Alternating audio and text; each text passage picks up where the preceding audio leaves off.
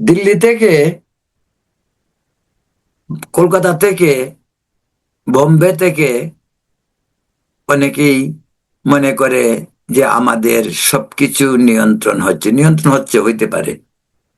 পরাশক্তি সবসময় একটা লক্ষ্য থাকে, উদ্দেশ্য থাকে। কিন্তু যারা দিল্লি না ঢাকা ঢাকা ঢাকা করতে করতে একেবারে অজ্ঞান হয়ে যায়, তাদেরকে বলছি, ভাই, আমাদের দিল্লির দিকেই তাকিয়ে থাকতে হবে। কারণ তেল আনলেও দিল্লি থেকে, ডিম চাল দিল্লি থেকে, শাড়ি দিল্লি থেকে, সবই দিল্লি থেকে। তাই আমরা দিল্লিকেই বেছে নিতে চাই।